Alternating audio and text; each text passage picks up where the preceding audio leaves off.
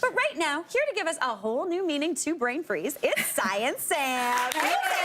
How's it going? So good. How are you? I am doing fantastic, and I'm extra excited today. Me too. Because you are trained as a neuroscientist. I am indeed. Yes. So this is the first time we're actually talking about like your exact area. I am pumped. Yes. I am so excited for this, Mary.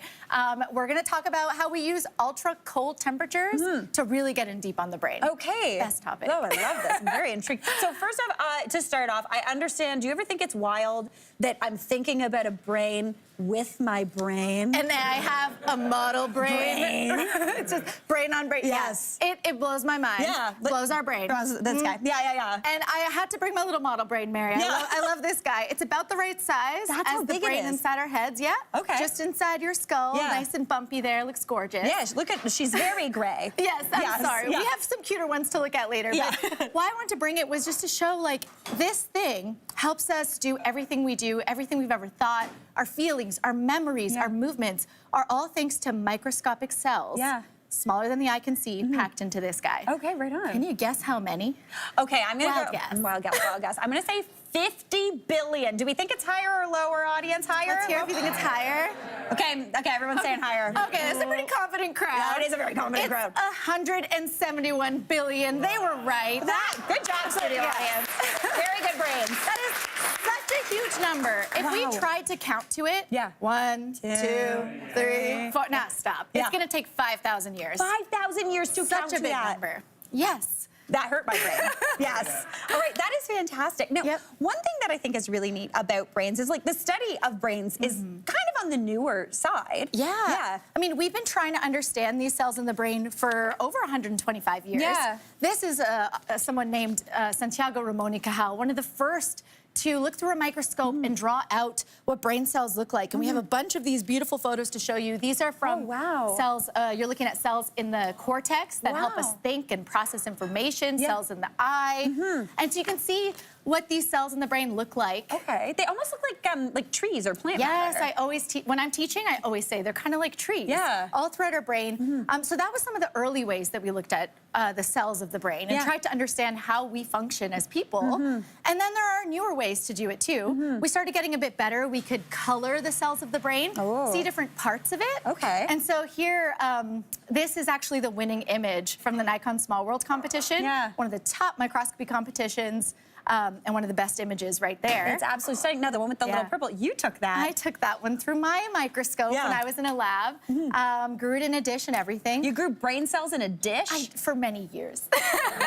many years. One day we'll do it on the show. Okay, right on. That actually sounds like a solid time. But nowadays, you know, that lets us magnify like 2,000 times. Yeah. But scientists, Mary, like you, we want to know more. You want to go further. Get in deeper. Yeah. And so there's a technique that uses cold temperatures to get in like millions of times. All right, we've got some footage of the getting really, really close. Let's take a look at it. You see, it looks kind of grainy. It looks a little less interesting than the first version. Yes, but see, scientists then can take time and go through and start to annotate little features through that grainy image. Okay. So that green is them sometimes using AI and machine learning to start to pick out, these are stuff inside a cell. This is inside of a brain cell. Inside of a cell, yes. Whoa. And so you're talking like 500 times thinner than a sheet of paper. Wow. That's how thin this section is and how deep we're going in the cell. That's fantastic. Right? It's wild. Yeah. Okay, so let's chat about actually using cold to get into the brain so we can see that close. Yeah, like how do they do that? Oh, wait, don't we have another? I think we have one more picture of like this.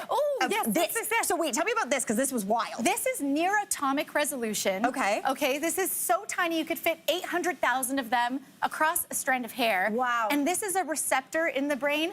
It basically helps when you, when you drink alcohol, this guy's active. Okay, got it. That's what that guy's doing. Super tiny. Yeah. Incredible feat of technology here. Let's go into how they do something like that. How they actually get that? For sure. What are we doing over here? Okay, so the ultra cold temperatures come in at like, it's like minus 190. Wow. Two times colder than Antarctica's coldest temperature. Yeah. That lets them get like a really clean slate of ice. Not like the ice in your freezer, the ice in a fancy cocktail. Okay, right on. So light can travel through it better. Electrons can travel through it better. Compared to the bumpy side of the brain. Yeah, and compared to ice that like would have all these crystals forming, like on your windshield, this is gonna be like a nice clear bit of ice. Okay. Right? So now you wanna slice through so we can actually get in with our microscope. Yeah. And so in the lab, Yeah. they use ion beams. Oh, we don't. High tech.